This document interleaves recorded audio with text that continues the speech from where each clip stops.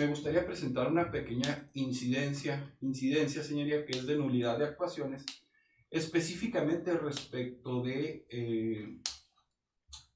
la parte proporcional referente a las medidas cautelares impuestas a mi representado en la audiencia próxima pasada, con base en las siguientes consideraciones. Señoría, el sistema de justicia penal mexicano debe de ser garante de los derechos fundamentales de las personas que han sido imputadas de algún delito. Dentro de estas garantías fundamentales se encuentra el derecho a una defensa técnica y adecuada. Así, señoría, esto está dispuesto en la Convención Americana sobre Derechos Humanos, o conocido como el Pacto de San José, en su artículo octavo, párrafo segundo, inciso D, así como el Pacto Internacional de Derechos Civiles y Políticos en el artículo 14, párrafo tercero de dicho pacto internacional, los cuales por supuesto son conformes con la Constitución Política de los Estados Unidos Mexicanos en el artículo B,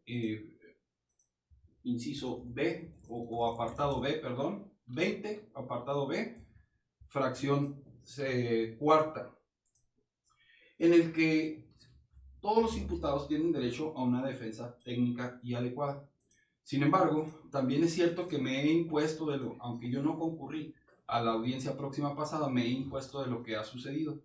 Así las cosas, el defensor de mi representado, el que era defensor de mi representado, mostró una deficiente actuación frente a la solicitud de medidas cautelares planteadas por la gente del Ministerio Público, que en ese día concurrió a esa audiencia. Quiero señalar que existe precedente al respecto, señores. En específico, está el amparo, permítame un segundo, amparo directo en revisión 385/2024, el cual fue resuelto en la primera sala el 9 de octubre del año 2024, que tuvo 5 votos de las ministras y los ministros Loreta Ortiz Alf, Juan Luis González Alcántara Carrancá, Ana Margarita Ríos Farjat, Alfredo Gutiérrez Ortiz Mena y Jorge Mario Pardo Rebolledo. Su ponente fue el exministro o ministro en retiro Ortiz Mena, del cual salen 2 tesis, señoría. En específico, la que tiene registro digital 203-0478, repito, 203-0478,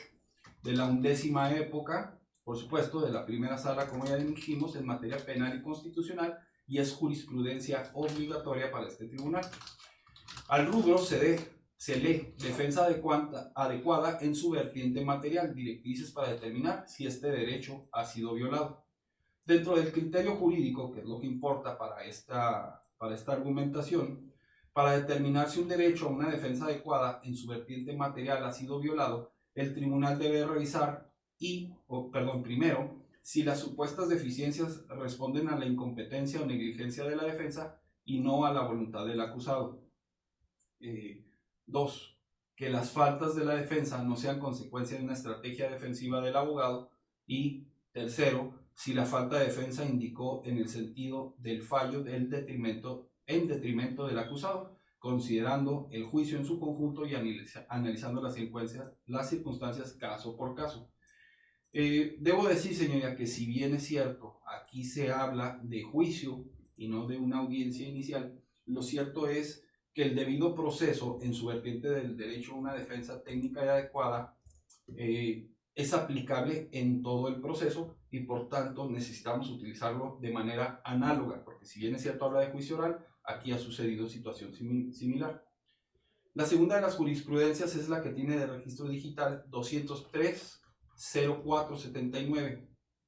y a su dicho dice defensa adecuada en su vertiente material. Para garantizar, el juzgador debe verificar que la persona defensora actúe con una diligencia mínima razonable. Dentro del criterio jurídico, esta tesis, que es también de la primera sala y de la 11ª época, dice: para garantizar el derecho a una defensa adecuada reconocido por el artículo 20, fracción B, apartado B, fracción octava, y corrijo, ahorita dije cuarta, pero es octava, de la Constitución Federal, no basta que el juzgador verifique que la persona se encuentra representada por una abogada o abogado, sino que debe evaluarse si éste actuó con un estándar mínimo de diligencia para asegurar el cumplimiento de este derecho material y no solo formal. Así las cosas, señoría, en el caso concreto que se nos ocupa, cuando la ciudadana agente del Ministerio Público que asistió a la audiencia próxima pasada solicitó la prisión preventiva para mi representado,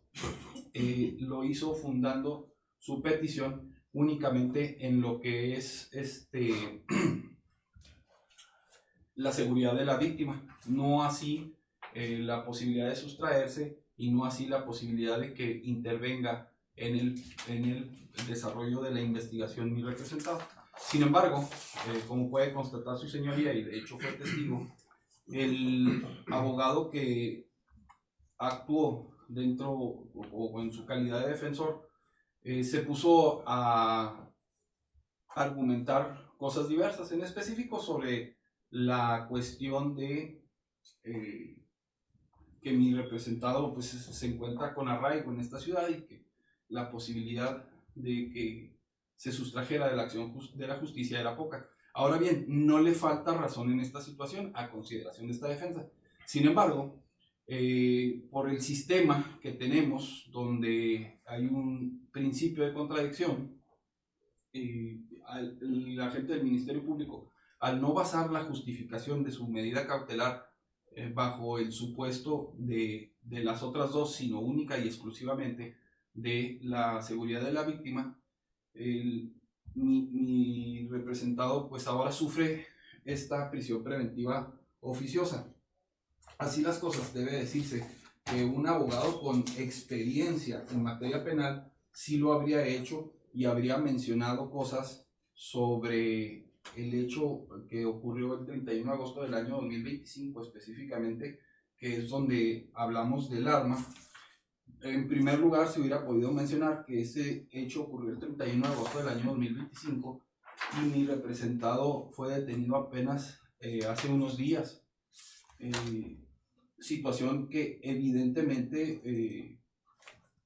al no haberse ocurrido alguna otra situación durante todo este tiempo, pues lo cierto es que la seguridad de la víctima está asegurada, o a lo mejor se hubiera asegurado con diversas medidas cautelares, como podrían ser las fracciones séptima y octava de las medidas cautelares, y no había necesidad de interponer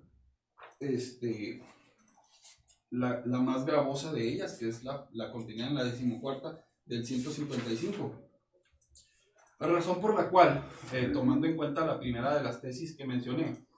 que son tres cosas que debe verificar el juez de control, esta deficiencia sí corresponde a la negligencia e incompetencia de la defensa y no a voluntad de mi representado. Debe decirse que durante estas argumentaciones mi representado, al no ser perito en derecho, no intervino, sino que permitió que su abogado fuese quien hablara con él, al él no saber si el abogado era perito en derecho, específicamente en derecho penal, pensó que sería suficiente. Por tanto, esto no acude a su voluntad, sino únicamente a la incompetencia o negligencia de dicho abogado. En segundo lugar, quedando así librada la primera de las condiciones que menciona la Suprema Corte a partir de la jurisprudencia esta, y sobre la segunda, esa no puede ser una estrategia defensiva del abogado, sino que es evidentemente parte de su negligencia al no abocarse a lo solicitado por la ciudadana agente del Ministerio Público. Y finalmente, con punto tercero de esta jurisprudencia, que el sentido de la resolución, aquí no del fallo, porque insisto, la estamos utilizando por analogía y no directamente, terminó en un detrimento para el imputado, insisto, no acusado por la misma situación, pero sí que terminó en su detrimento, pues ahora sufre la prisión preventiva. Ahora bien, señores, quiero hacer mención de que esto no es una revisión de medidas cautelares, porque este defensor sí colige en que no se cumplen los requisitos del artículo, permítame un segundo, 161, señoría, del Código Nacional. Esto no es una revisión de medida cautelar, porque, insisto, entiendo perfectamente, esta defensa entiende perfectamente que no han variado de manera objetiva las condiciones que justificaron, sino que lo que se está haciendo es una nulidad de actuaciones.